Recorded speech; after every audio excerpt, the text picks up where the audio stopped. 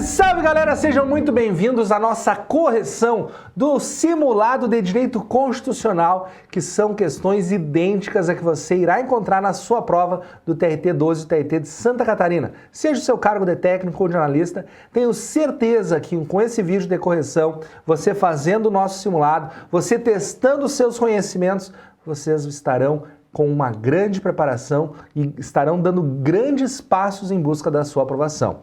E aqui nesse simulado, meus amigos, as questões não estão fáceis, as questões de direito constitucional estão com aquele perfil da FCC que é a sua banca organizadora, e eu aposto que lá no nosso simulado online, que está disponível na aba Simulados do nosso site www.concurseiro1.com.br, eu aposto que ninguém irá gabaritar esse simulado.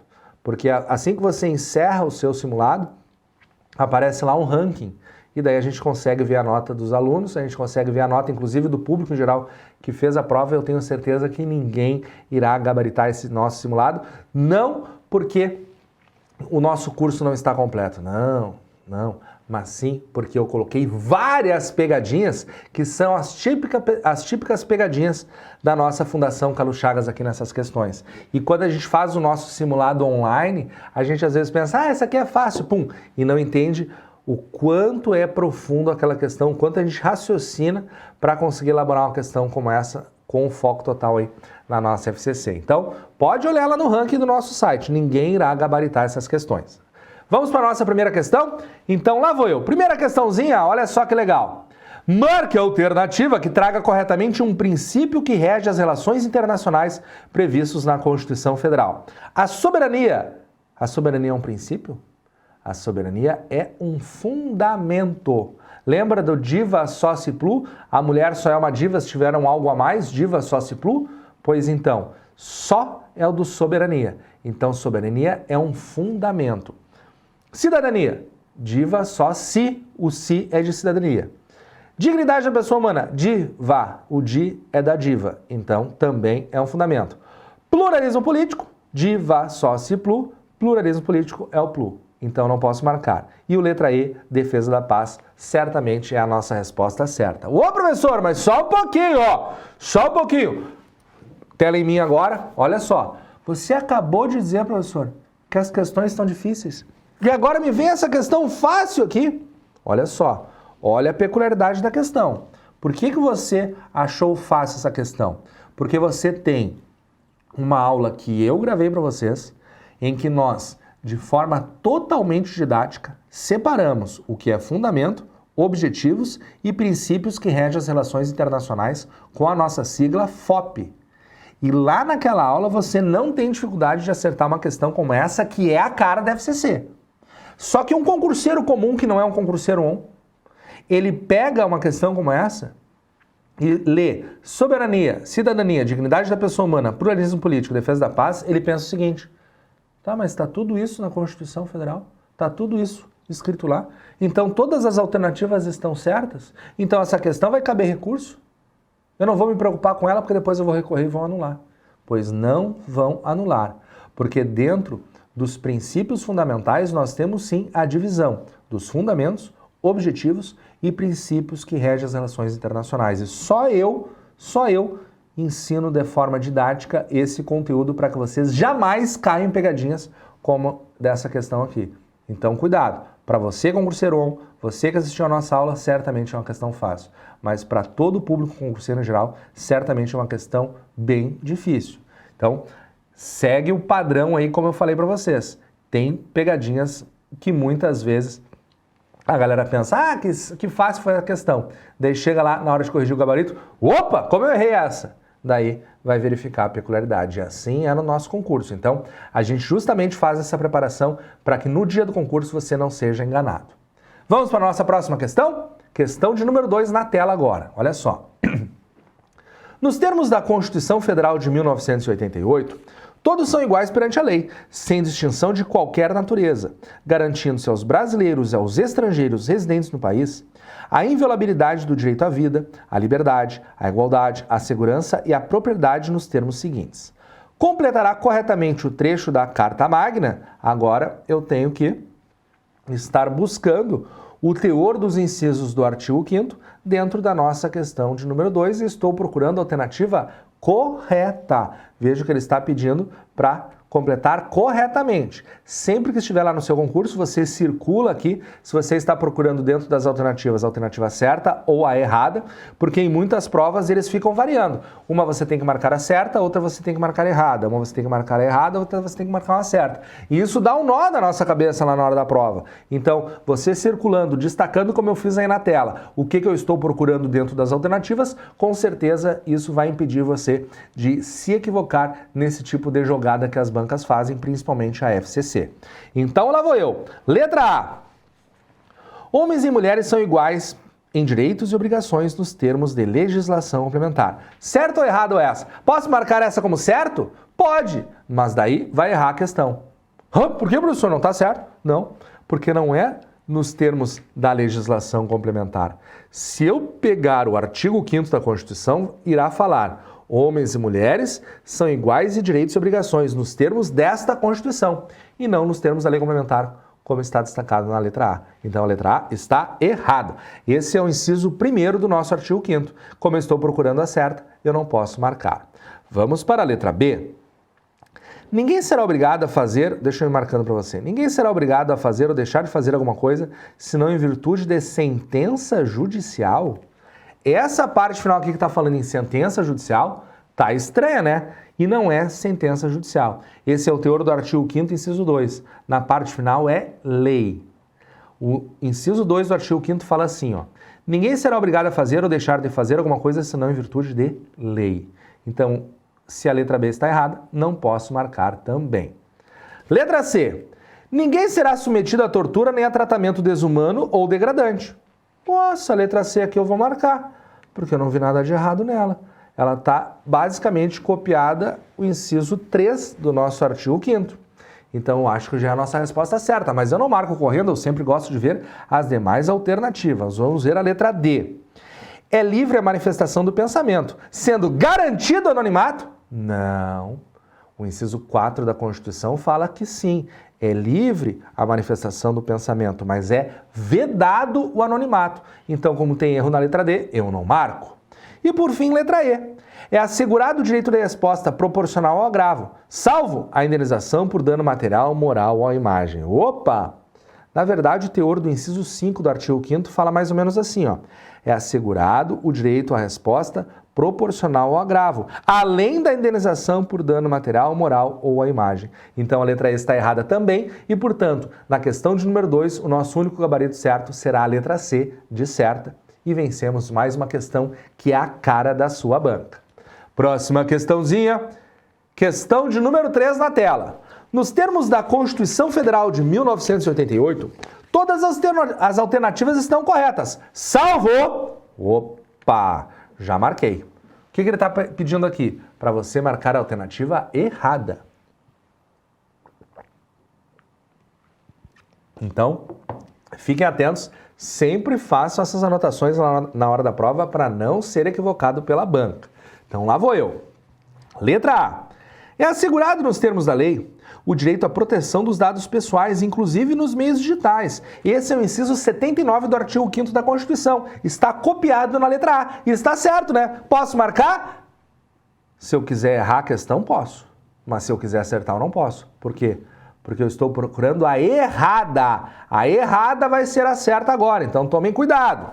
Vamos para a letra B. As normas definidoras dos direitos e garantias fundamentais têm aplicação imediata.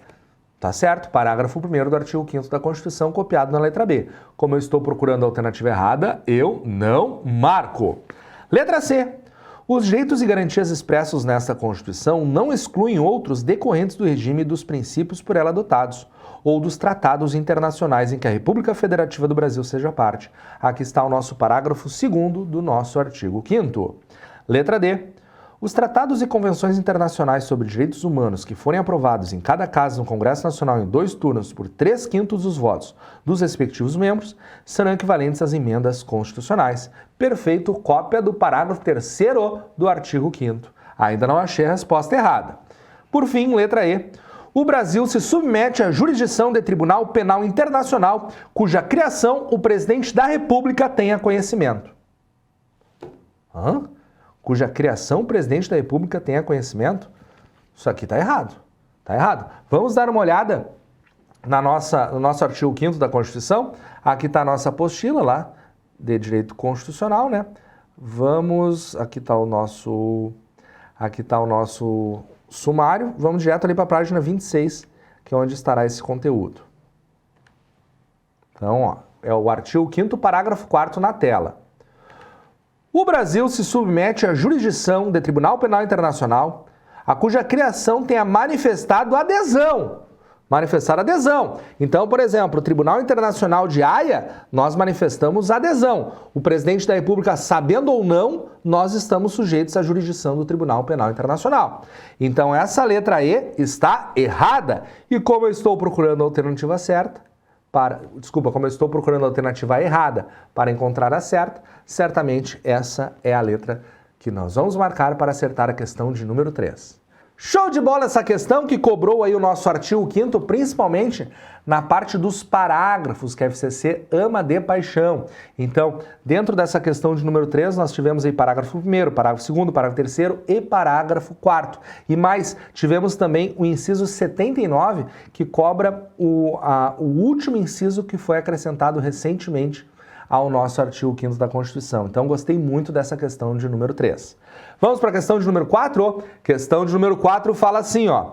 São direitos dos trabalhadores urbanos e rurais, além de outros que visem a melhoria de sua condição social. Aqui é uma questão cobrando o artigo 7º da Constituição. Então, lá vou eu, letra A. Participação nos lucros ou resultados desvinculados da remuneração e participação na gestão da empresa conforme definido em lei. Aqui, meus amigos, tem um errinho aqui. Eles estão cobrando na letra A o inciso 11 do artigo 7º. E lá fala que um dos direitos dos nossos trabalhadores urbanos e rurais é a participação nos lucros ou resultados desvinculada da remuneração e, excepcionalmente, participação na gestão da empresa conforme definido em lei. Então, se aqui não está colocando excepcionalmente, trocou o sentido.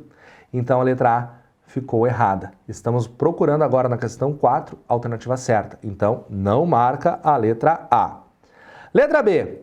Jornada de 6 horas para o trabalho realizado em turnos ininterruptos de revezamento, salvo negociação patronal? O que é isso, negociação patronal? Você viu em algum momento sobre isso na nossa apostila? Não, negociação patronal não existe. E se você fez o curso do Concurseiro On, em que nós lemos juntos todos os artigos da nossa apostila, você acha que vai ter alguma resposta certa com alguma palavra que você nunca viu na vida? Claro que não. Essa é uma excelente dica. Se você assistiu às nossas aulas em que nós lemos todos os artigos juntos, não tem como você marcar correta uma alternativa de prova que traz alguma coisa que você não leu. A não ser que seja uma questão para você marcar a errada. Só que nesse caso não é para marcar errada, é para marcar a certa. Então foge dessa letra B. Vamos para a letra C. Proibição de trabalho penoso, perigoso ou insalubre a menores de 18 e de qualquer trabalho a menores de 16 anos, salvo na condição de aprendiz a partir dos 14. Olha só que perigosa essa questão, hein? Perigosa essa questão.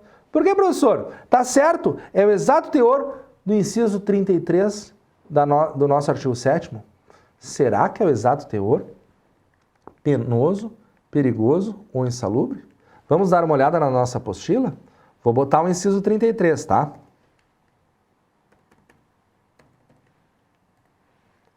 Ó, tá na tela, vou centralizar agora. Proibição de trabalho noturno, perigoso ou insalubre.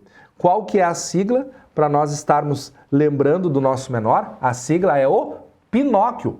PIN, perigoso, insalubre e noturno, do Pinóquio. Olha o que está falando na alternativa.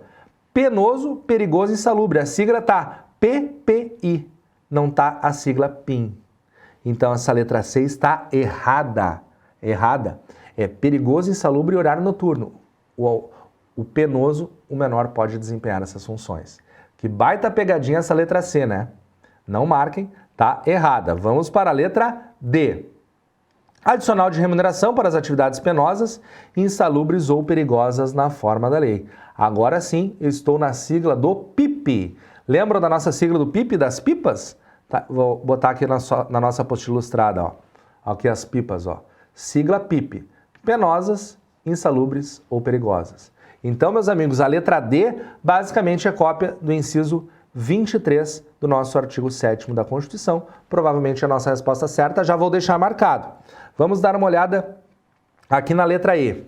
Equiparação salarial entre o trabalho manual, técnico e intelectual ou entre os profissionais respectivos? Equiparação salarial? Não. É proibição de distinção entre trabalho manual, técnico e intelectual. Não tem equiparação salarial. O que nós temos é proibição de distinção. Isso vai estar no inciso, deixa eu ver qual é o inciso, eu acho que é o 31 ou 32. Vamos procurar aqui na nossa apostila. Tá aqui, ó. Achei. Vou marcar aí na tela. Proibição de distinção entre trabalho manual, técnico e intelectual ou entre os profissionais respectivos. Então a letra E está errada e, portanto, nessa questão de número 4, só posso marcar corretamente a letra D. Show de bola essa questão.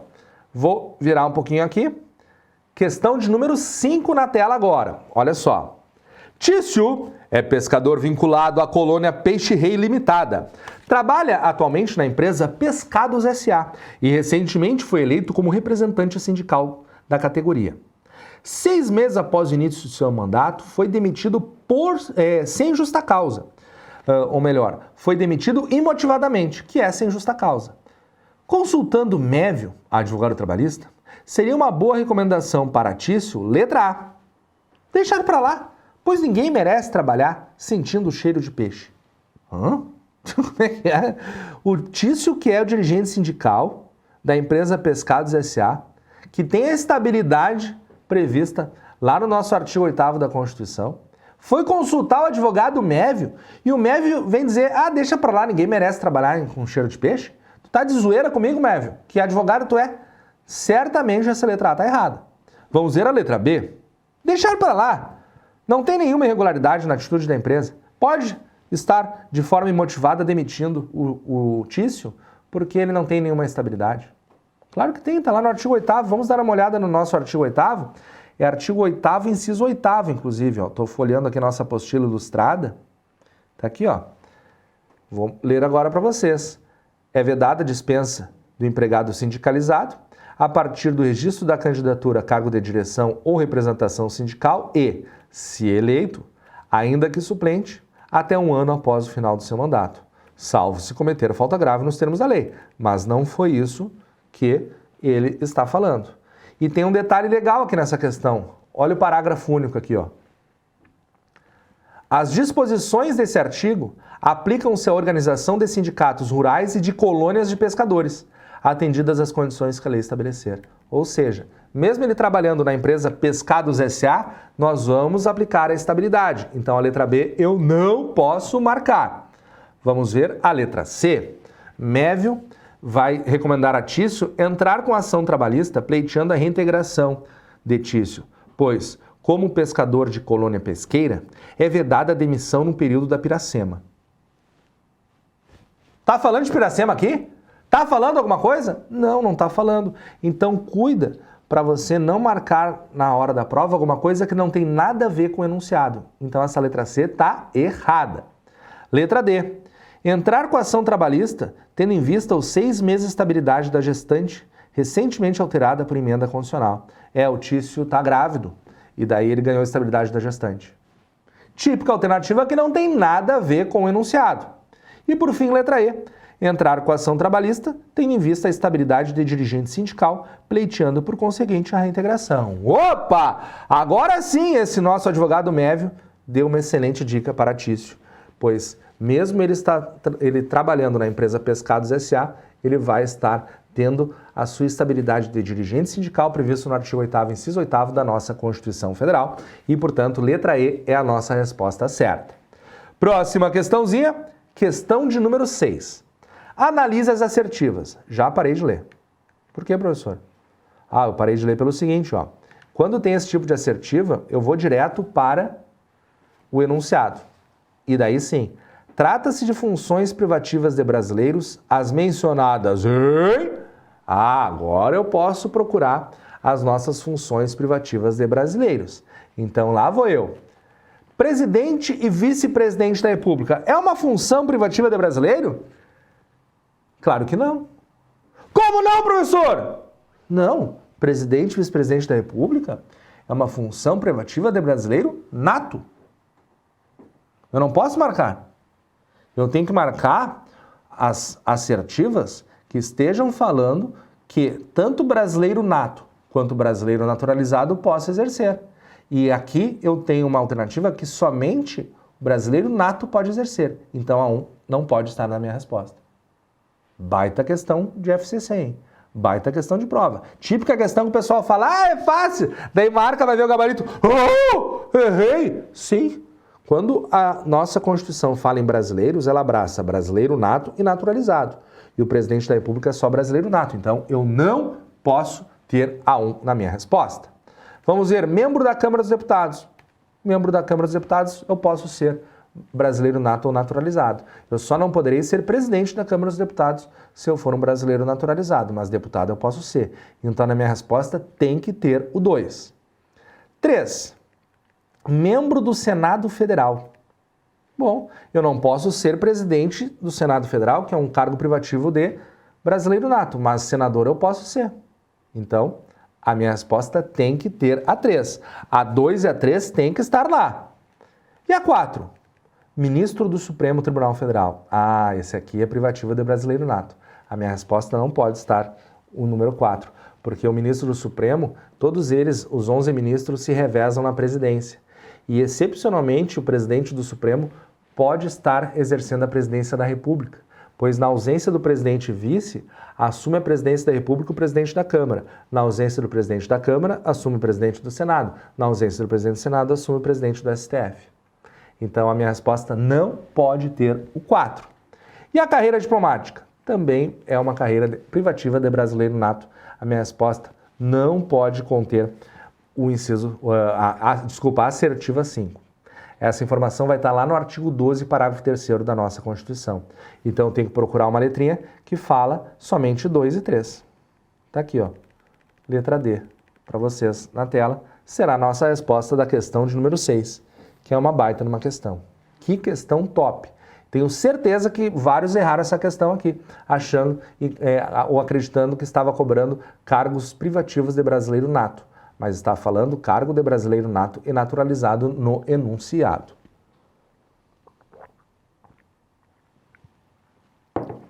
Próxima questãozinha. Questão de número 7. Marque a alternativa que informe corretamente uma condição de elegibilidade informada na Constituição Federal. Letra A. Nacionalidade brasileira? Sim.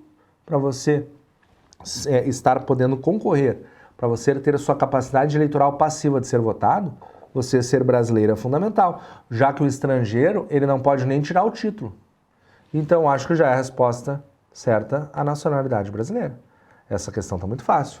Não, professor, mas olha só, cabe recurso, porque todas as demais alternativas estão falando em condições de elegibilidade. Sério? Então vamos ver as demais. Ó, letra B. Sendo analfabeto, terá apenas o voto facultativo. Isso aqui não é condição de elegibilidade. Aqui, ele está exercendo os direitos políticos por meio da sua capacidade eleitoral ativa de votar. Então, a letra B não traz uma condição de elegibilidade. Deixa eu ver. Idade mínima de 18 anos na data da posse. Não. Idade mínima de 18 anos não é verificada na data da posse. É verificada tendo por referência o registro de candidatura. Senão, nós estaríamos permitindo que um menor disputasse uma eleição. Então, a letra C não é uma resposta. Ser maior de 16 e menor de 18. Bom, se você não marcou a C, você não pode marcar a D, porque menor não pode estar desempenhando as eleições. Não pode estar concorrendo nas eleições. Tá, professor, mas olha só, eu vi em algum lugar que eu posso votar sendo maior de 16 e menor de 18. Sim, você pode votar. Você tem a capacidade eleitoral ativa de votar. Mas a capacidade eleitoral passiva de ser votado, que é quando nós verificamos as condições de elegibilidade, você não tem. Então, Não posso marcar a letra D. E por fim, letra E, ser maior de 70. Ah, quer dizer que condição de elegibilidade é só sendo maior de 70? Então todos os nossos políticos são Matusalém. Todo mundo tem mais de 70. Não tem nenhum jovem, não tem um Nicolas Ferreira, não tem. Claro que tem. Então essa letra E aqui está horrível, muito errada. Então não cabe nenhum tipo de recurso, está perfeita a nossa questão e a única condição de elegibilidade, no caso da questão de número 7, é a letra A. Está lá no nosso artigo 12 também, ali pelo parágrafo 3º, parágrafo 2º, essa informação. Então letra A é a resposta certa prevista na nossa Constituição. Barbada, né? Ah, professor, eu vou te dizer que eu achei muito fácil isso aqui. Sim, eu tenho certeza que muitos pensaram assim, mas eu também tenho certeza que alguns foram ler e pensaram, ah, mas tá tudo meio certo. Não tá, só a letra A é a resposta certa. Próxima questãozinha na tela, questão de número 8. Lá vou eu. Nos termos da Constituição Federal, é correto afirmar que, letra A, o mandato eletivo poderá ser impugnado ante a Justiça Federal num prazo de 30... Hein? Justiça Federal? Isso está lá no artigo 14, parágrafo 10, que nós poderemos impugnar o mandato eletivo ante a Justiça Eleitoral no prazo de 15 dias. Essa é a famosa ação da impugnação do mandato eletivo. Essa letra A eu já travei aqui quando fala em Justiça Federal. Nem fui no prazo, ali está falando prazo de 30 dias, mas já está errado. Não é 30, são 15. Então a letra A eu não marco. Letra B, está falando de Justiça Federal também. Já parei de ler, já bloqueou meu cérebro, não permite que eu leia a letra B. Letra C. O mandato eletivo poderá ser impugnado ante a Justiça Eleitoral no prazo de 15 dias contados da diplomação. Instruída a ação com provas do abuso do poder econômico, provas de abuso do poder socioeconômico, corrupção ou fraude às urnas. Socioeconômico, isso aqui não tem, gente. É mais ou menos assim o teor do artigo 14, parágrafo 10. O mandato eletivo poderá ser impugnado ante a Justiça Eleitoral no prazo de 15 dias, contados da diplomação, instruída a ação com provas de abuso do poder econômico, corrupção ou fraude. Não tem esse abuso do poder socioeconômico. Isso aqui tá errado. Não vamos marcar essa alternativa da letra D. Letra C, né? Vamos para a letra D. O mandato eletivo poderá ser impugnado ante a Justiça Eleitoral no prazo de 15 dias, contados da diplomação, instruída a ação com provas de abuso do poder socioeconômico, corrupção ou fraude. A única mudança da C para D é que na C fala fraude às urnas e a letra D fala fraude. As duas estão erradas. Porque na C fala poder socioeconômico e fraude às urnas. Ambas estão erradas. E na letra D fala abuso do poder socioeconômico. Isso está errado. Não tem. É abuso do poder econômico só. Então, eu vou dar uma olhada nessa letra E, só pode ser a resposta certa. O mandato eletivo poderá ser impugnado ante a Justiça Eleitoral no prazo de 15 dias, certo? Contado da diplomação, certo? E instruída a ação com provas de abuso do poder econômico, corrupção ou fraude. Certinho, top a letra E, cópia do artigo 14, parágrafo 10 da Constituição, e essa será a resposta certa da nossa questão de número 8. Próxima questãozinha, questão de número 9 na tela. Nos termos da Constituição Federal, é vedado à União, aos Estados e ao Distrito Federal e aos municípios, letra A, a colaboração de interesse público na forma da lei com igrejas. Será que é vedada a colaboração? Não, não é. Aqui, meus amigos, nós estamos diante de uma questão que cobra o artigo 19 da nossa Constituição Federal, que a FCC ama de paixão. Então, eu vou dar um pulo no nosso artigo 19. Aqui é a nossa apostila ilustrada, que eu estou folheando na tela. Estou passando aqui pela parte da nacionalidade, estou passando aqui pela parte dos direitos políticos, estou chegando no nosso artigo 19. Aqui os partidos políticos, estou no artigo 17 ainda. Estou chegando. É vedado à União, aos Estados, ao Distrito Federal e aos municípios estabelecer cultos religiosos ou igrejas, subvencioná-los, embaraçar-lhes o funcionamento ou manter com eles ou seus representantes relações de dependência ou aliança. Ressalvada na forma da lei a colaboração de interesse público. Então, a colaboração de interesse público pode, por exemplo, eu utilizar uma igreja para fazer uma campanha de vacinação, ou, por exemplo, eu utilizar uma igreja para fazer o acolhimento de pessoas desabrigadas numa enchente ou de alguma catástrofe natural. Então, essa letra A que fala que é proibido a colaboração de interesse público na forma da lei com igrejas, está violando aquele artigo 19, inciso 1º. Então, não posso marcar como certo. A questão 9 quer que a gente marque a correta. Vamos ver, letra B. É vedado à União, aos Estados, ao Distrito Federal e aos municípios declarar fé aos documentos públicos. Na verdade, a vedação é recusar fé aos documentos públicos. Então, a letra B está errada. Esse é o teor do artigo 19, inciso 2. Deixa eu ver aqui. Tá ali, ó. Inciso 2. Recusar fé aos documentos públicos. Então, a letra B eu não marco. Letra C. É proibido criar distinções entre brasileiros ou preferências entre si. Ah, eu acho que essa aqui é a certa, porque é o teor do inciso 3. Tá ali, ó. Criar distinções entre brasileiros ou preferências entre si. Essa aqui estou marcando para vocês a nossa apostila ilustrada de direito constitucional, que traz todas as respostas dos concursos para vocês. Então a letra C está certa. Deixa eu ver, é vedado declarar guerra, celebrar a paz. Ah, essa é uma competência privativa da União, e se é uma competência privativa da União, obviamente, não é vedado. E por fim, letra E, é vedado legislar privativamente sobre o direito do trabalho. Na verdade, é uma competência privativa da União. Então, se é uma competência privativa da União, obviamente, não será vedado. Então, nessa questão de número 9, só posso marcar mesmo a letra C de certo. Próxima questãozinha, questão de número 10. Nos termos da Constituição Federal, compete privativamente à União legislar sobre, letra A, direito processual do consumidor, comercial, penal, processual, eleitoral, agrário, marítimo, aeronáutico, espacial e do trabalho. O que nós temos aqui? Clássica questão da FCC, cobrando o teor do artigo 22, inciso 1 da nossa Constituição Federal, que nós, concurseiros ON, temos a nossa sigla, chamada de capacete-TPM. Vamos dar uma olhada? Cadê a nossa sigla? Artigo 22, inciso 1º, já vamos chegar nela. Aqui, ó. Dica para decorar. Capacete-PM. Então, compete privativamente à União legislar sobre direito civil, comercial, penal, processual, eleitoral, agrário, marítimo, aeronáutico, espacial e do trabalho. Aqui, a letra A de cara fala em direito do consumidor. Então, a letra A está errada. Deixa eu ver a letra B. Direito civil, direito ambiental, ó, o A do capacete PM é agrário e aeronáutico. Não tem o nosso ambiental. Ó, vou botar ali de novo, ó. Agrário e aeronáutico. Vou botar um pouquinho para cima. Agrário e aeronáutico.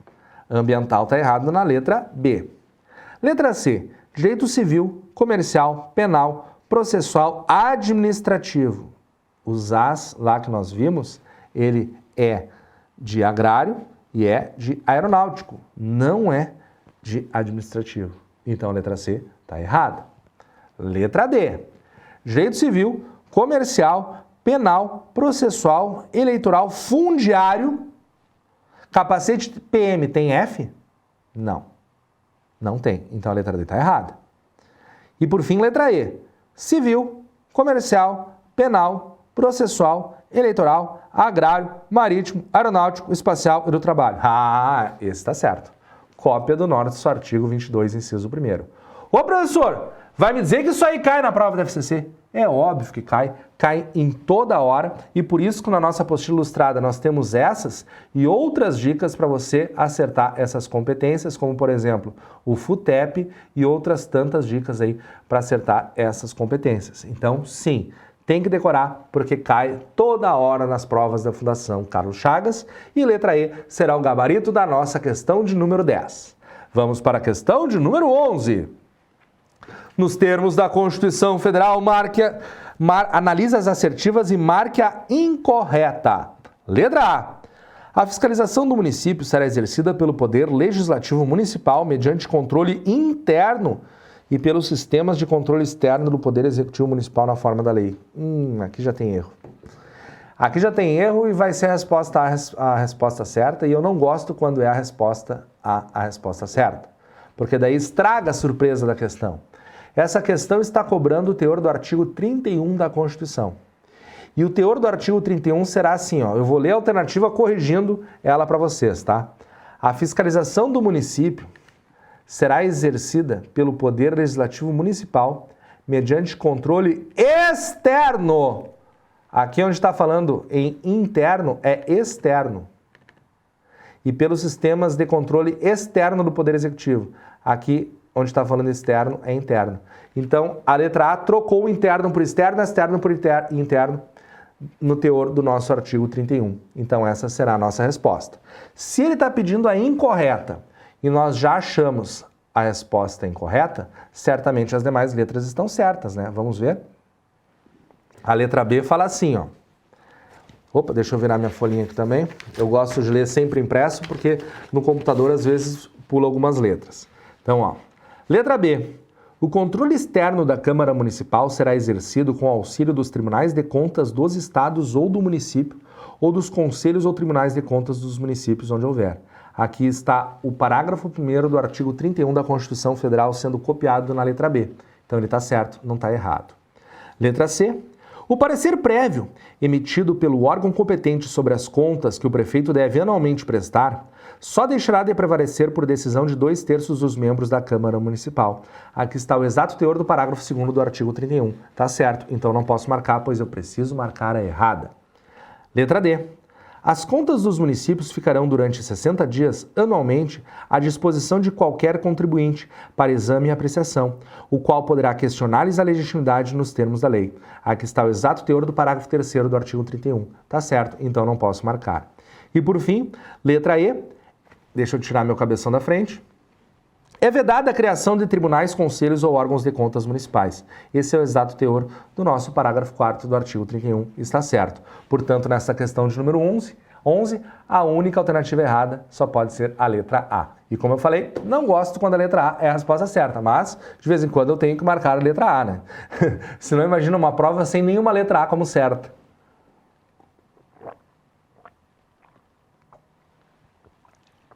Continuando. Questão de número 12 na tela. É vedada a acumulação remunerada de cargos públicos, exceto quando houver compatibilidade de horários. Letra A. A de 2 cargos de professor secundário? Aqui está cobrando o inciso 16 do artigo 37, tá? Mas só fala em 2 cargos de professor. Esse secundário aqui está errado. Então, vamos dar um pulo lá no nosso artigo certinho. Deixa eu achar ele aqui, ó. Ó, tá na tela, deixa eu só centralizar. Ele só fala... Opa, voltou lá. Peraí que eu acho de novo.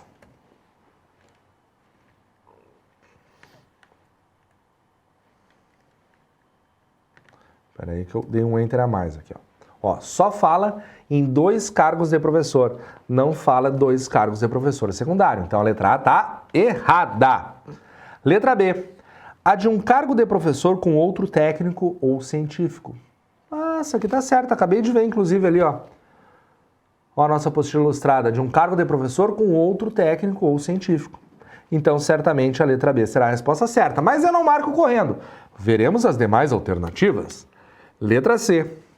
A de um cargo de professor com outro de baixo meretrício. Hã? Outro de baixo meretrício? O que é isso? Você leu alguma vez isso na sua apostila ilustrada? Não. Então, se você nunca leu, certamente essa está errada. Letra D. A de 2 cargos ou empregos privativos de profissionais da saudade, com profissões regulamentadas. Profissionais de saudade. O que será um profissional de saudade? Será que é um caixeiro viajante que deixa os seus parentes com saudade? Não tem isso. Então a letra D está errada. E por fim, letra E. A de 2 cargos com empregos privativos de técnicos da saúde, com profissões regulamentadas. Aqui não é técnicos de saúde, é profissionais da saúde. Vamos ver? Tá ali, ó. Profissionais de saúde previsto aqui no nosso inciso 16 do artigo 37. Então, com certeza, nessa nossa questão de número 12, eu só posso marcar a letra B, de boa de marcar e ser nomeado quanto antes no cargo dos meus sonhos. Próxima questãozinha, a questão de número 13.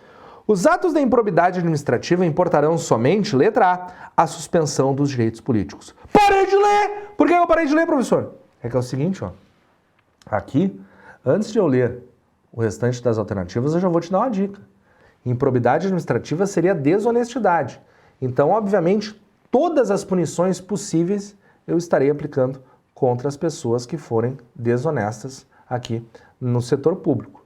Então, se tiver suspensão de direitos políticos, eu vou aplicar perda de função pública eu vou aplicar, sanções penais eu vou aplicar, sanções civis eu vou apenar, ressarcimento eu vou aplicar tudo. Então, se aparecer alternativas pequetuchas, tipo essa letra A, ela basicamente está me dizendo somente a suspensão dos direitos políticos. Só que a palavra somente está implícita, né? Ela não está na alternativa, ela está no enunciado. Então, cuidado, essa letra A eu não posso marcar porque está extremamente incompleta. Então, vamos ver a letra B. Somente a suspensão dos direitos políticos e a perda da função pública? Não, está incompleto, não posso marcar essa letra B. Vamos, então, para a letra C. Somente a suspensão dos direitos políticos, a perda da função pública e a indisponibilidade dos bens? Não, está incompleta também. Vamos para a letra D. Somente a suspensão dos direitos políticos, a perda da função pública, a indisponibilidade dos bens e o ressarcimento ao erário? Não, está faltando ainda a ação penal. Então eu vou para a letra E. Essa aqui, pelo tamanho dela, ela é a mais completa. A suspensão dos direitos políticos, a perda da função pública, a indisponibilidade dos bens e o ressarcimento ao erário na forma e gradação previstas em lei, sem prejuízo da ação penal cabível. Agora sim, nessa questão de número 13, certamente essa será a resposta certa, e esse conteúdo vai estar também lá no artigo 37 da Constituição, só que nesse caso é no inciso 22. Então, letra E será a nossa resposta certa da questão de número 13.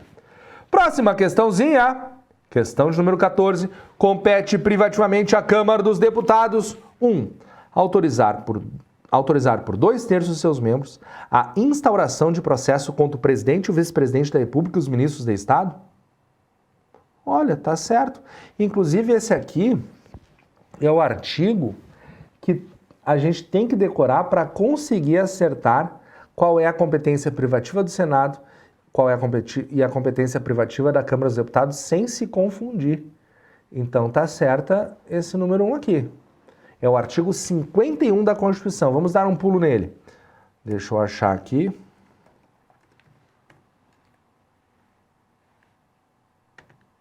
Ó, tá aqui.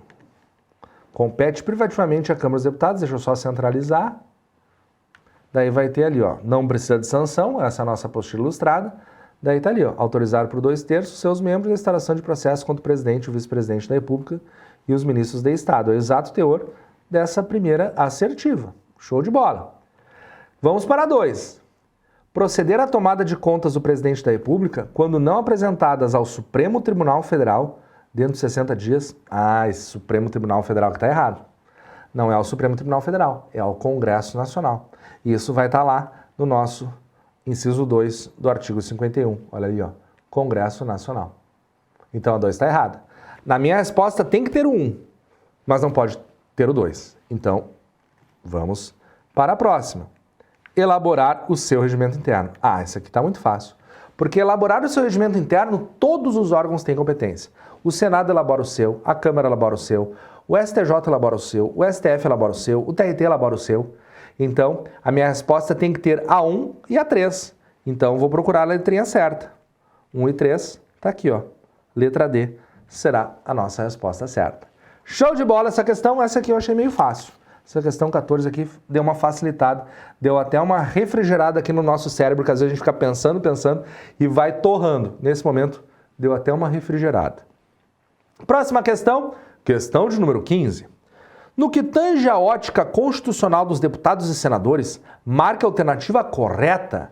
Bom, se está falando de deputados e senadores, a resposta vai estar ali pelo artigo 53 da nossa Constituição. Lá vou eu, letra A. Os deputados e senadores são invioláveis civil e penalmente por quaisquer de suas opiniões, palavras e votos, salvo decisão do Supremo Tribunal Federal? Não, esse salvo decisão do Supremo Tribunal Federal não existe. Isso aqui é igual o Padre Quevedo. Isso não existe. É claro que a gente sabe que na vida real o Supremo Tribunal Federal está se comportando como se fosse um ditador, como se fosse o dono do Brasil.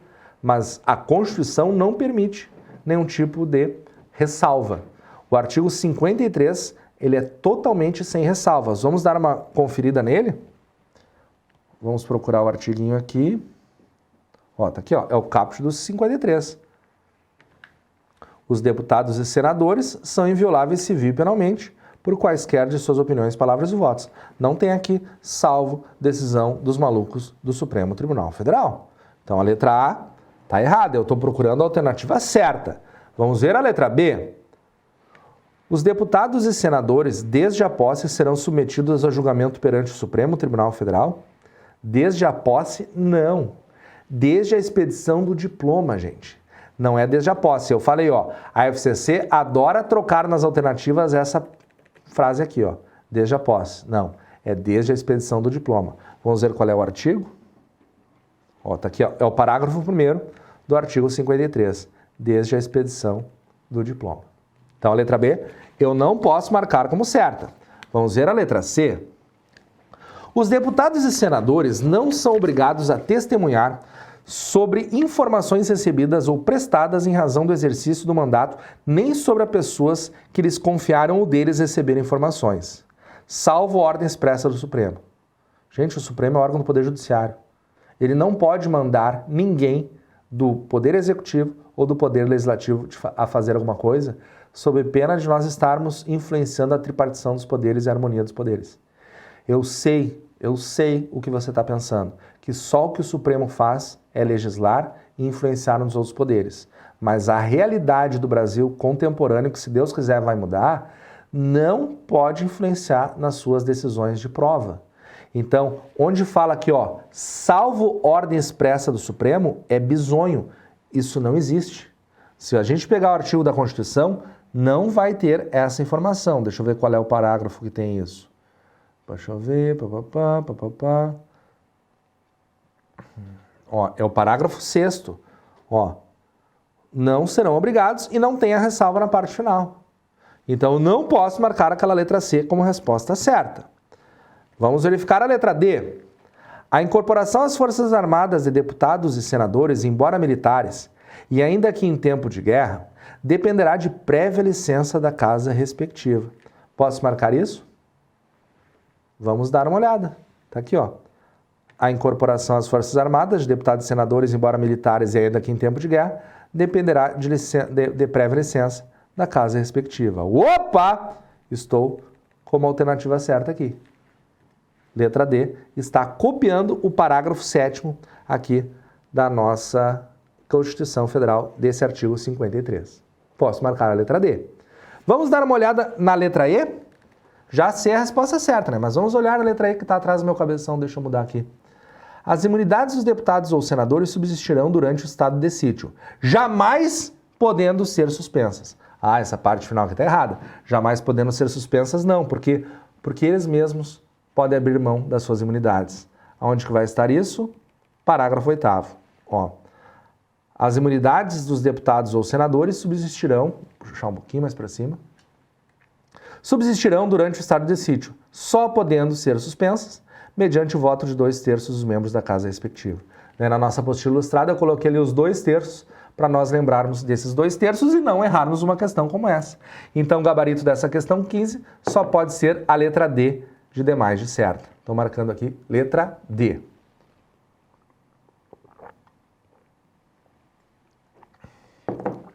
Próxima questãozinha, questão de número 16. Edward Cullen, advogado da Crepúsculo S.A., conversando com sua sócia Isabella Schwab, trouxe uma excelente ideia de emenda constitucional. Isabella amou a ideia, mas não sabia como iniciar uma proposta de emenda constitucional. Então chamaram seu amigo em comum, Jacob Black. Este, por sua vez, deu seu parecer, e ele será quente se informar que podem propor o projeto de emenda constitucional, letra A. Mais de 1/3 das assembleias legislativas das unidades da federação, manifestando-se cada uma delas pela maioria relativa dos seus membros. Mais de 1/3. Na verdade, aqui estão cobrando o artigo 60 da nossa Constituição, e lá fala mais da metade das assembleias legislativas.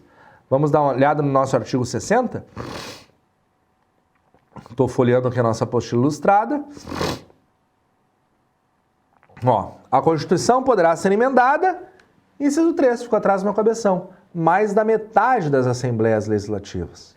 Então, essa letra A está errada. Vamos ver a letra B. O presidente do Supremo Tribunal Federal Não, quem pode é o presidente da República, não o presidente do Supremo. Então a letra B está errada. Letra C, somente o presidente da República. Não, daí está errado, porque olha só, nós temos vários que podem. Presidente da República, mais da metade das assembleias, 1/3 no mínimo dos membros da Câmara dos Deputados ou do Senado. Então eu não posso marcar essa letra C. Vamos para a letra D. 2/3 no mínimo dos membros da Câmara. Ah, acabei de estragar a surpresa, né? Acabei de ler o artigo da Constituição falando em 1/3. Então essa letra D ficou demente. E letra E. Mais da metade das assembleias legislativas das unidades da Federação, manifestando-se cada uma delas pela maioria relativa de seus membros, além de outros legitimados informados na Constituição Federal. Ah, tá certo. Essa parte, além de outros legitimados, é para excluir uma possível interpretação que poderia você entender que esse artigo está falando em palavras somente. Mas não está falando, ele está dizendo. Mais da metade das assembleias podem propor. Mas nós temos os outros legitimados, por exemplo, presidente da República e 1/3 dos membros da Câmara ou do Senado. Então, na nossa questão de número 16, certamente a letra E será a nossa resposta certa. Próxima questãozinha, questão de número 17. Nos termos da Constituição Federal, a casa na qual tenha sido concluída a votação enviará o projeto de lei ao presidente da República que, aquecendo, o sancionará. Mas se o presidente da República considerar o projeto, no todo ou em parte, inconstitucional ou contrário ao interesse público, vetá-lo-á total ou parcialmente, no prazo de 15 dias úteis, contados da data do recebimento, e comunicará dentro de 48 horas ao presidente do Senado os motivos do veto. Nesses termos, analise as assertivas. Credo, mas que baita enunciado! Eu estou até curioso para saber. Ah, tá, agora tem assertivas. Ele quer que a gente marque, estão corretas somente. Então agora eu tenho que ver quais as assertivas que eu vou ler estão certas ou erradas. Então vamos começar pela primeira. O veto parcial somente abrangerá abrangerá texto parcial de artigo, de parágrafo, de inciso ou alínea. Texto parcial? Não, né? O artigo 66 fala que o veto parcial somente abrangerá texto integral de artigo, de parágrafo, de inciso. É o artigo 66, parágrafo 2º. Então essa primeira aqui está errada. Vamos ver a assertiva 2. Decorrido o prazo de 10 dias, o silêncio do presidente da República importará em sanção. Não, aqui é o parágrafo 3º do artigo 66 e o prazo é 15 dias, que nós teremos a sanção tácita. Então a 2 está errada. 3. O veto apreciado em sessão conjunta dentro de 45 dias a contar do seu recebimento, o veto será apreciado em... Já parei de ler. Esse prazo está errado.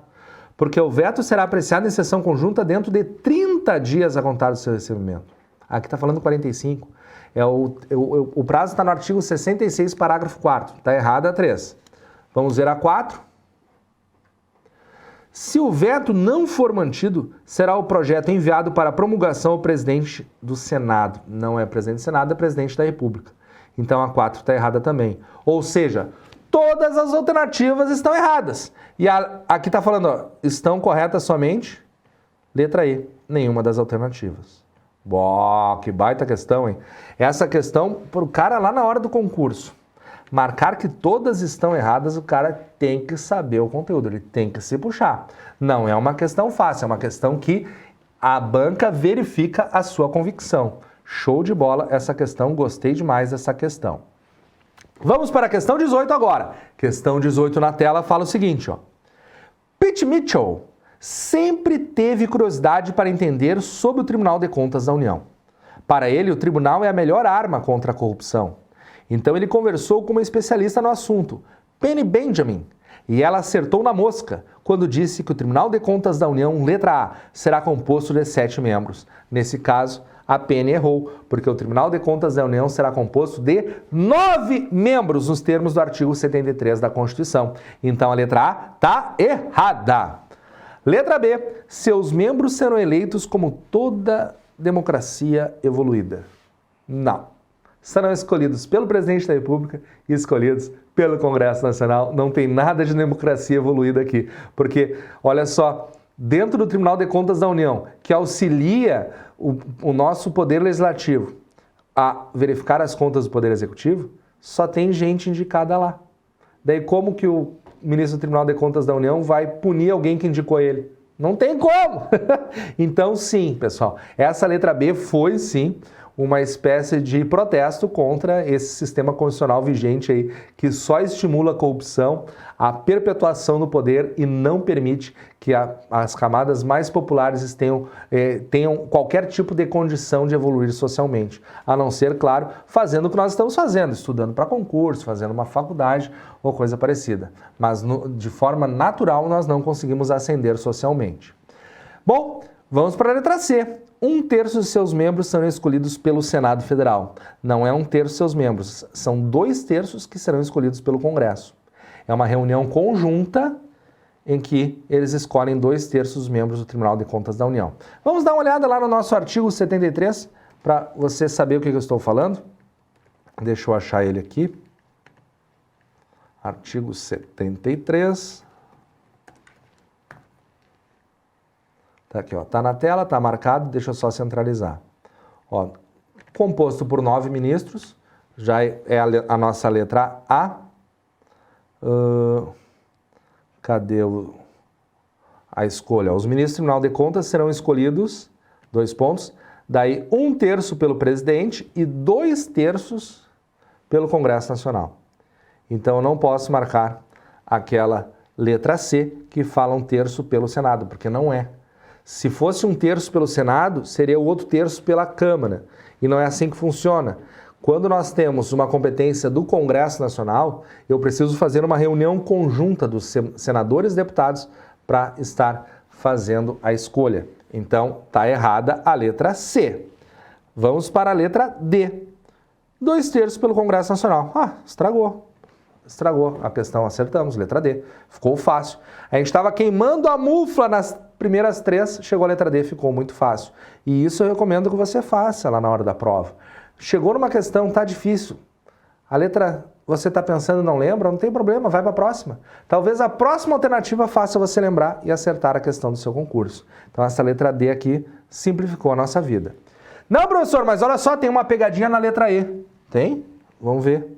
1/3 escolhido livremente pelo presidente da República com a aprovação do Senado. Não. Ah, professor, mas é 1/3 escolhido pelo presidente. Tudo bem, só que não é 1/3 escolhido livremente. Querem ver? Ó.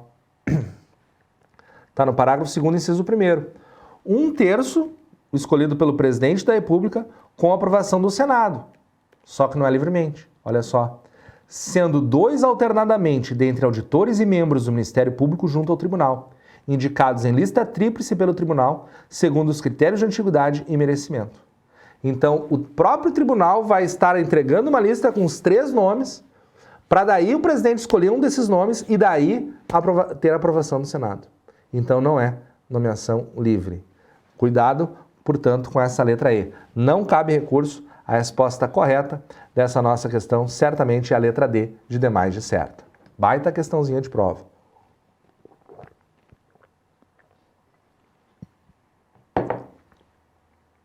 Próxima questão. Questão de número 19 na tela. Josefina Statamáquia Pinto procurou seu filho, concurseiro 1, Aristécnico Clemêncio, para... Só nomezinho bom, hein? Tá mais difícil ler o nome do que acertar a questão. Josefina Statamáquia Pinto procurou seu filho, concurseiro 1, Aristécnico Clemêncio, para perguntar quais são os crimes de responsabilidade do presidente da República. Como aluno do professor Pedro Kuhn, Aristécnico não teve dificuldades em dizer que são crimes de responsabilidade os atos do presidente da República que atentem contra a Constituição Federal e especialmente contra. O que eles estão procurando fazer você decorar aqui? Ou estão cobrando o seu conhecimento? Estão cobrando o teor do artigo 85 da Constituição. Vamos lá conferir o artigo 85?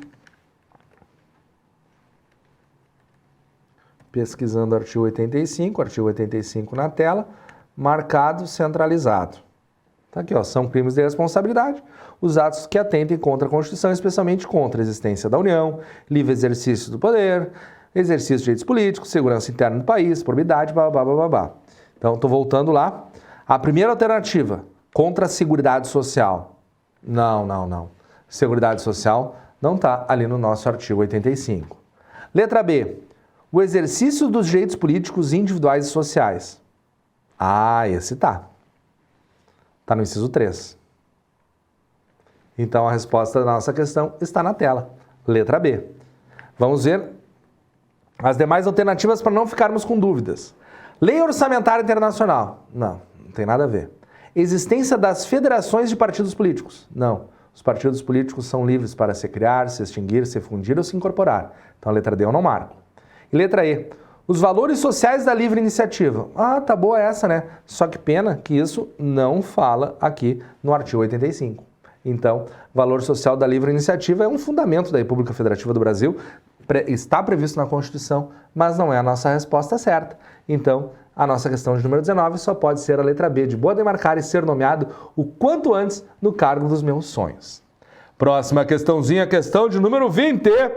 No que tange ao texto constitucional, mais especificamente nas normas relativas ao Poder Judiciário, aos juízes é vedado, letra A, exercer, ainda que com grande probidade, outro cargo ou função, salvo uma de magistério.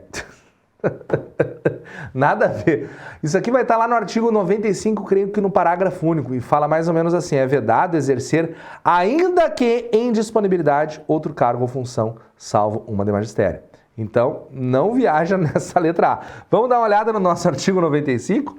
Ai, às vezes fica engraçado as alternativas, ainda que com grande probidade. Marcado o artigo 95, centralizado na tela. Vamos lá no nosso parágrafo único. Ó, tá aqui, ó, inciso 1º. Exercer ainda que em disponibilidade.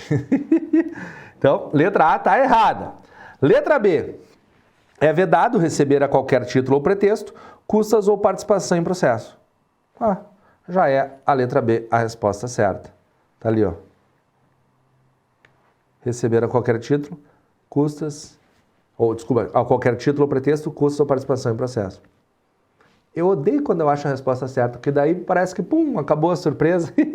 Vamos ver as demais alternativas. Letra C, é vedado dedicar-se à atividade interpartidária. Posso marcar? Claro que não. Por quê? Porque ele é vedado dedicar-se à atividade político-partidária. Não é só vedado a interpartidária, porque se fosse vedado a interpartidária, significa que estaria permitida a intrapartidária, mas não pode. Juiz não pode estar metido em política. Então, é vedado dedicar-se à atividade político-partidária e a letra C está errada. Letra D. É vedado receber a qualquer título ou pretexto auxílios ou contribuições de pessoas físicas, entidades públicas ou privadas, ressalvadas as exceções previstas em lei complementar? Lei complementar? Não, tá errado. Olha ali, tá no inciso 4. Previstas em lei. Não fala em lei complementar. Quando não fala em lei complementar, a alternativa de prova não pode exigir como lei complementar, senão estará errada. E por fim, é vedado exercer a advocacia no juízo final. Então, quando o mundo estiver acabando, o juiz não pode exercer a advocacia no juízo final. Posso marcar como certa essa? Nada a ver, nada a ver esse juízo final aqui. Então, essa resposta da nossa questão 20 só pode ser a letra B, de boa demarcar, e mais uma vez acertar uma questão fundamental para a sua aprovação. Próxima questãozinha, questão de número 21. Analise a seguinte situação hipotética. Clementina nasceu no Catar. De repente, deu uma curiosidade sobre a competência do Supremo Tribunal Federal Brasileiro. Então ela pesquisou na internet e tem certeza que acertaria uma questão de concurso somente com esse estudo. Então ela iria ter razão se marcasse como competência do Supremo Tribunal Federal, letra A, processar e julgar originariamente os mandados de segurança e os habeas data contra ato de ministro de Estado, dos comandantes da Marinha, do Exército, da Aeronáutica ou do próprio tribunal. Posso marcar essa letra A? Até posso, mas se eu marcar eu vou estar errando. Opa, caiu aqui, fui coçar o meu olho e caiu meu óculos. Eu vou estar errando se eu marcar a letra A, porque essa é uma competência do STJ. A letra A está narrando o inteiro teor do artigo 105 na linha B, inciso 1, a linha B. Então, aqui é uma competência da STJ, não posso marcar. Letra B. Processar e julgar originariamente a homologação de sentenças estrangeiras e a concessão do exequatur às cartas rogatórias. mais uma competência do STJ. Está lá no artigo 105, inciso 1, se eu não me engano, é letra I. Não posso marcar. Vamos achar qual é a linha para eu falar certinho para vocês. Vamos pesquisar aqui na nossa apostila.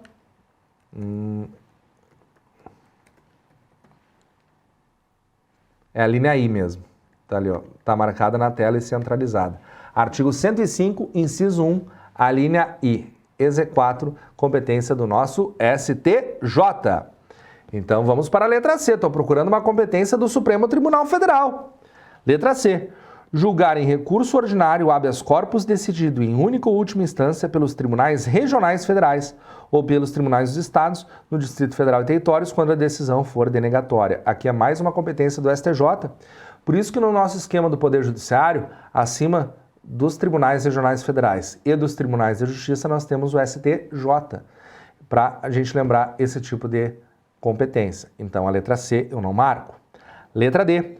Julgar em recurso ordinário os mandados de segurança decididos em única instância pelos tribunais regionais federais ou pelos tribunais dos estados, do Distrito Federal e Territórios, quando denegatória a decisão. Mais uma competência do STJ. Isso aqui, tanto a letra C quanto a letra D, estarão no inciso 2 do artigo 105. Então, não posso marcar nenhuma delas. E, por fim, letra E. Processar e julgar originariamente a extradição solicitada por Estado estrangeiro. Ah, finalmente. Aqui é o nosso artigo 102, inciso 1, letra G, se eu não me engano. Vamos verificar? Extradição.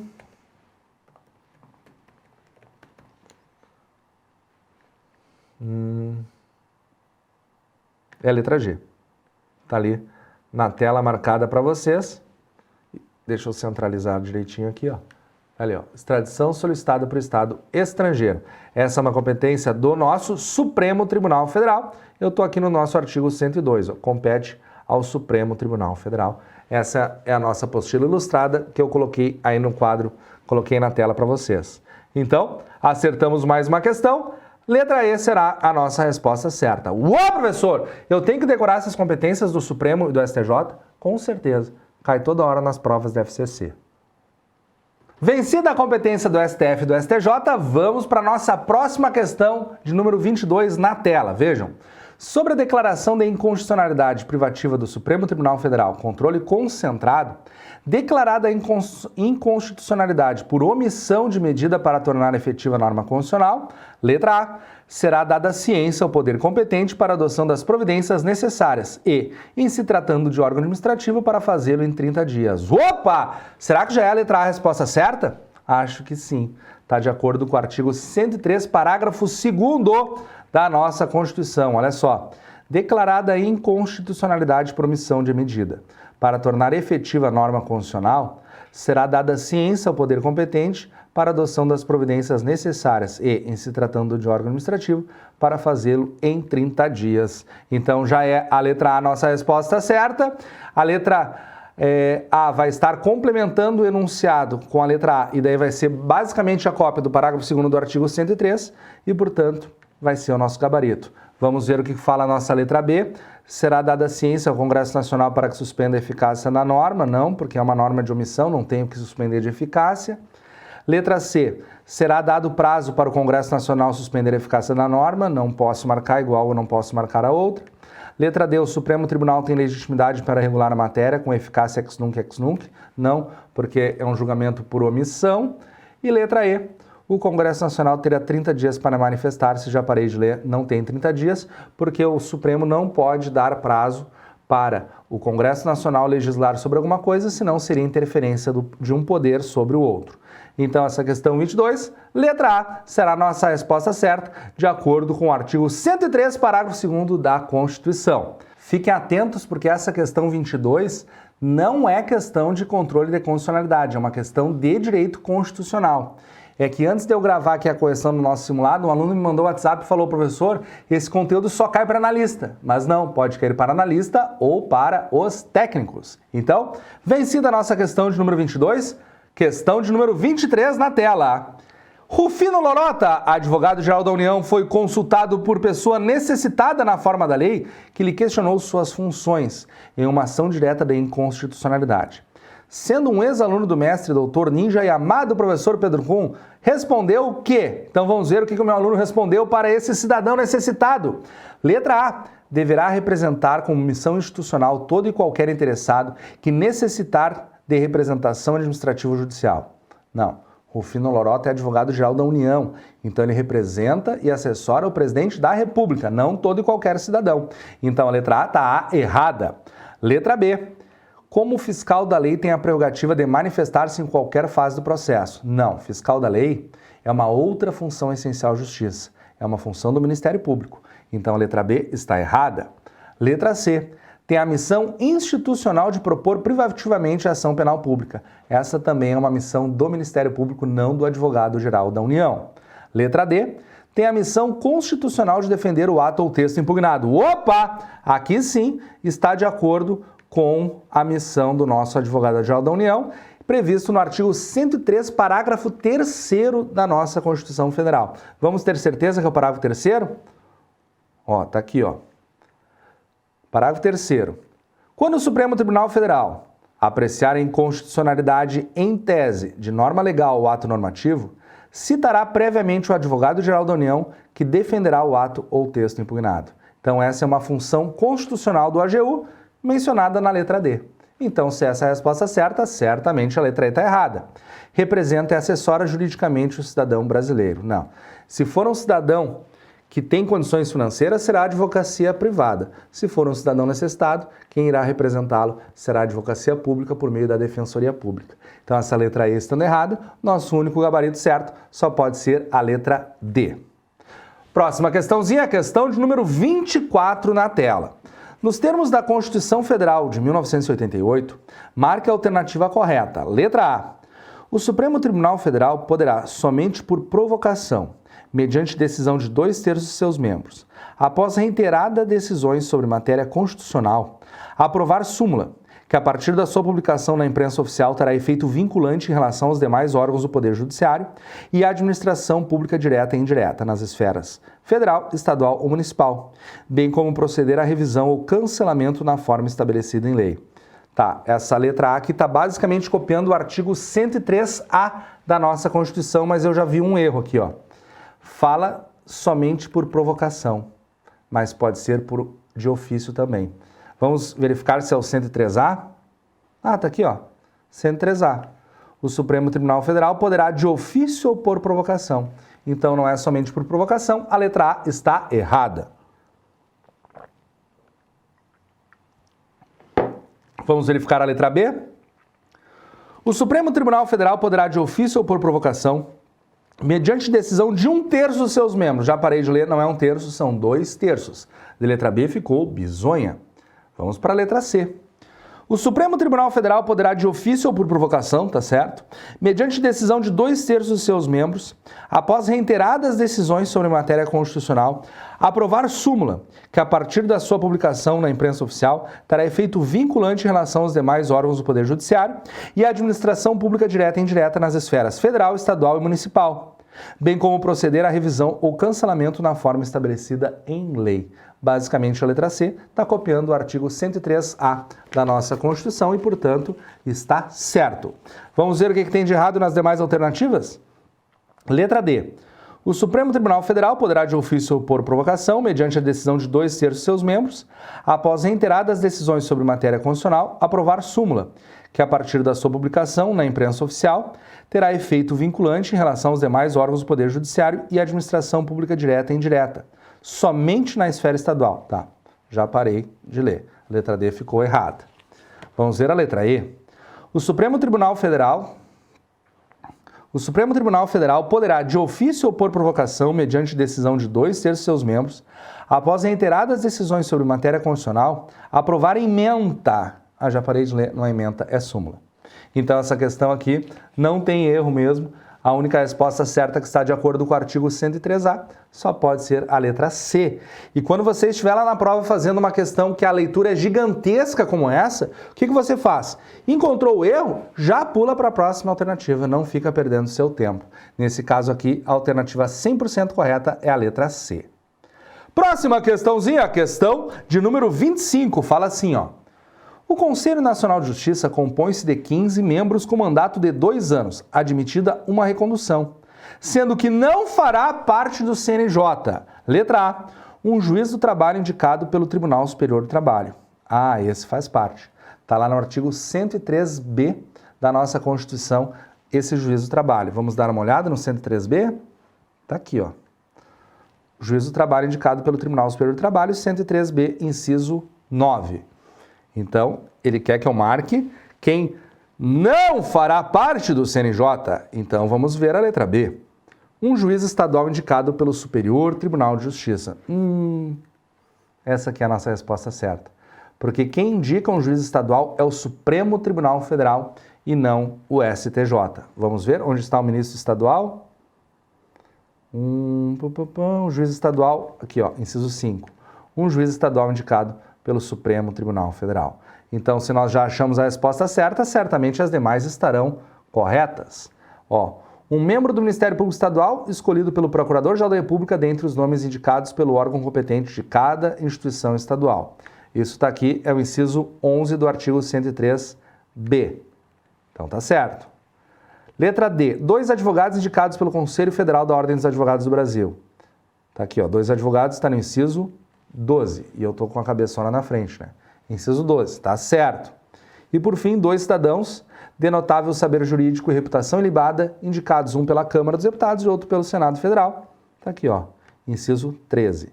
Então, o único que não faz parte da composição é esse juiz estadual indicado pelo STJ, porque o STJ não indica juiz estadual. Letra B, portanto, é o nosso gabarito. Próxima questãozinha. Lá vou eu. Questão de número 26. Sabe-se que as ações oriundas da relação de trabalho abrangidos os entes de direito público externo e da administração pública direta e indireta da União, dos Estados, do Distrito Federal e dos municípios. Ainda assim, segundo a jurisprudência do Supremo, não faz parte da competência da Justiça do Trabalho. Ah, tá. Então agora eu mais ou menos estou entendendo a questão. Ele está querendo que eu marque uma alternativa que não traga uma competência da Justiça do Trabalho nos termos do artigo 114 da Constituição. A gente sabe que as ações oriundas, abrangindo os entes de direito público externo, interno, da administração pública direta e indireta, são competências da Justiça do Trabalho. Mas, dentro desse contexto, qual que não será competência da Justiça do Trabalho?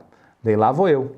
As ações de empregados de embaixadas estrangeiras tendo em vista a impossibilidade de impor lei nacional no território estrangeiro? Em território estrangeiro, deixa eu corrigir aqui a grafia. Com certeza, ente de direito público externo é competência da Justiça do Trabalho. Então, segundo a jurisprudência do Supremo, essa é a competência da Justiça do Trabalho e não o contrário. Então, a letra A é uma bobagem. Ele quer que a gente marque algo que, segundo a jurisprudência dominante do Supremo, não seja competência da Justiça do Trabalho. Então, contra embaixada é, então não posso marcar. Vamos ver a letra B. Ações de empregados públicos seletistas, pois uma vez concursados abrirão mão de seus direitos trabalhistas frente ao interesse público. Bobagem isso, nada a ver. Nós temos um monte de ações aí, por exemplo, contra Banco do Brasil, contra prefeituras. As prefeituras muitas vezes costumam pagar com RPV, que são as requisições de pequeno valor. Então essa letra B aqui ficou bizonha. Letra C. As ações de indenização por dano moral e assédio moral ocorridos em ambiente de trabalho avulso. O trabalhador avulso tem todos os direitos de um trabalhador com carteira assinada por uma empresa. Então essa C tá bobagem. Letra D. As ações de direitos dos trabalhadores estatutários federais, estaduais ou municipais. Essa será a nossa resposta certa. Porque os trabalhadores estatutários, segundo a jurisprudência do Supremo, não terão competência à Justiça do Trabalho para ter as suas controvérsias debatidas na Justiça do Trabalho. Se é um estatutário federal, precisa procurar a Justiça Federal. Se é um estatutário estadual ou municipal, procura a Justiça Comum. Nunca a Justiça do Trabalho, segundo a posição dominante do Supremo. Então, se nós já acertamos a resposta, certamente a letra E eu não vou marcar. Ações que envolvam as relações de trabalho lato sensu, certamente são competência da Justiça do Trabalho. Então, questão 26, letra D, de demais certa, será a nossa resposta. Questão de número 27. São consideradas funções essenciais da justiça. Opa! Mas que questão fácil! Questãozinha cobrando a nossa sigla DAMA. Defensoria Pública, Advocacia Pública, Ministério Público e Advocacia Privada é a nossa sigla DAMA. Então é só procurar a alternativa. Tribunal do Júri não, Tribunal de Contas não, Tribunal de Justiça não, Ministério Público não. E letra E, Advocacia Pública e Privada, Ministério Público e Defensoria Pública. Bem fácil essa questão de número 27. Essa é aquela questão que a banca deu de presente e você não pode errar. Próxima questãozinha, questão de número 28. No que tange a classificação moderna das normas constitucionais, pode-se afirmar que, letra A, normas de eficácia pleonástica são a novidade na classificação. Você assistiu comigo o nosso curso completaço?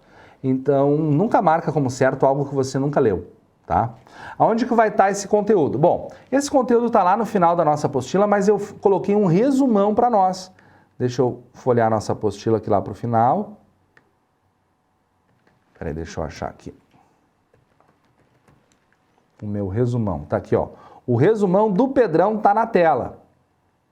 E aqui eu coloquei as normas de eficácia plena, as normas de eficácia contida ou prospectiva, normas de eficácia limitada. Então, com esse resumo é para nós acertarmos essas questões que falam sobre as normas de eficácia plena, contida, limitada e tudo mais. Então, vamos ver. Normas de eficácia pleonástica. Tá, essa a gente nem vai dar bola porque nem está no nosso resumão. Vamos ver a letra B. Normas de eficácia limitada são as únicas existentes, pois limitam a existência de outras. Que grande bobagem. Tem aqui, ó, norma de eficácia plena, norma de eficácia contínua e norma de eficácia limitada, que é a número 3. Então, tem várias normas. Não posso considerar a letra B como certa. Vamos ver a letra C. Norma de eficácia plena ou contida são sinônimas. Ó, norma de eficácia plena é a número 1, de eficácia contida é a número 2. Então, não podem ser sinônimas. Elas têm algumas características semelhantes? Sim, são autoaplicáveis. Só que a norma de eficácia plena não são restringíveis. Já a de eficácia contida são restringíveis. Então, nós temos aí uma diferença gigantesca aqui e, portanto, não posso marcar essa letra. Vamos para a letra D. Norma de eficácia limitada são autoaplicáveis. Limitadas são autoaplicáveis? Não, ó. Tá aqui, ó. Tá um pouquinho atrás de mim, vou subir, ó. Não autoaplicáveis. São não autoaplicáveis. Então, não posso marcar a letra D. Então, vou para a letra E. Normas de eficácia contida são autoaplicáveis. Normas de eficácia contida são autoaplicáveis. Está aqui no nosso esquema. Pronto. Nessa questão, certamente, questão de número 28, marcamos a letra E, conforme o resumo do Pedrão. E esse tipo de questão é exatamente assim que você responde. Pega o resumão, decora e acerta as suas questões de prova. A FCC costuma, a cada 3 provas, colocar uma sobre essas normas constitucionais.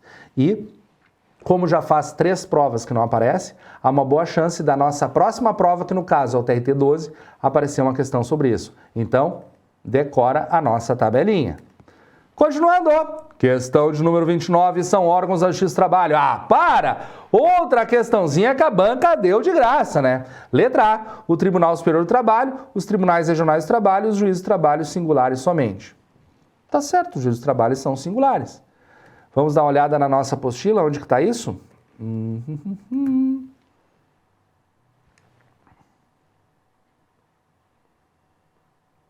Ó, artigo 111. São órgãos da Justiça do Trabalho.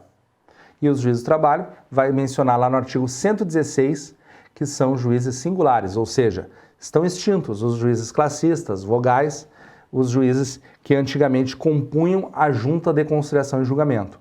Hoje são juízes singulares e por isso que temos as varas do trabalho. Essa explicação é muito útil para acertar várias questões de prova aí dos TRTs. Bom, então se essa explicação é a certa, a letra A está certa. A letra B, é que começa com A, né? Então a letra B fala Organização Internacional do Trabalho, está errado. A letra C, Tribunal Superior do Trabalho, Tribunais Regionais do Trabalho, os juízes do trabalho, juízes classistas. Acabei de explicar que o juiz classista não existe mais. Letra D começa com Supremo Tribunal do Trabalho, não existe. E letra E fala todo e qualquer tribunal que ordinária ou extraordinariamente esteja exercendo jurisdição trabalhista. Bobagem, porque de forma extraordinária os juízes de direito poderão exercer a jurisdição trabalhista e nem por isso eles se transformam em órgãos da Justiça do Trabalho. Então na questão 29, somente a letra A mesmo e mais um presente da banca foi dado, né? E lá na prova terão questões que você vai olhar assim e vai pensar, nossa, mas isso aqui é muito fácil. Mas não existe conhecimento fácil ou conhecimento difícil. Existe conhecimento não estudado. Como você é um concurseiro on, dominou a matéria comigo, ficou tudo fácil aqui. Próxima e última questão, deixa eu cuidar para não aparecer o nosso gabarito. São princípios institucionais da Defensoria Pública. Ô professor, pode cair isso para mim? A minha prova é de TRT? Pode. Por quê? Porque dentro do seu edital pede para você estudar as funções essenciais da Justiça. Então, os princípios institucionais da Defensoria Pública. Letra A, vitaliciedade, inamovibilidade e irredutibilidade de subsídios. Aqui eu tenho as garantias dos magistrados. Isso está na nossa Constituição, mas está lá pelo artigo 95. Isso não são os princípios institucionais da Defensoria. Então, vamos para a letra B. A unidade, a indivisibilidade e a independência funcional. Ui! Será que esses são os princípios? Com certeza sim. Inclusive o UI é a sigla para nós lembrarmos da unidade, indivisibilidade e independência funcional. Já estou marcando aqui, porque essa será a nossa resposta certa. Vamos conferir no gabarito oficial, está ali embaixo, ó, 30B. Bom, mas já que eu estou lendo todas, vamos ler a C. Independência funcional, independência administrativa e independência financeira. E isso não são princípios institucionais. Letra D, liberdade de convicção, representação dos necessitados. Não, também não. E letra E, estabilidade, inamovibilidade, independência funcional. Aqui pode ser garantias, mas não são princípios institucionais. Então, na questão de número 30, essa complicou um pouquinho mais, mas é uma questão média. Dá para acertar de boa. Letra B será a nossa resposta certa, basta você lembrar dos UI, que são os nossos princípios institucionais. E nesse momento nós vencemos aqui a correção do nosso simulado de direito constitucional, com foco total aí no TRT 12. Tenho certeza que se você gabaritou esse nosso simulado, você vai passear pelas nossas questões de direito constitucional da prova, seja a prova de técnico ou analista. E, claro, estamos vencendo aqui mais uma etapa, mais uma jornada de preparação. E daí eu fiz uma mensagenzinha final, coloca a mensagenzinha final aí na tela. Ó, nesse momento iniciamos mais uma etapa de nossas vidas. Mais uma prova passou e as esperanças de um futuro melhor permanecem. Será que será dessa vez que conseguimos a nomeação? Essa resposta não existe com certeza, pois a certeza estragaria a própria resposta. Mais uma coisa nós temos certeza. Cada um de nós deu o seu melhor e os concurseiros ON são merecedores de suas vagas. Eu, professor Pedro Kuhn, fui testemunha disso. Boa prova, pessoal. Então esse é o meu recado e eu gostaria de explicar esse recado.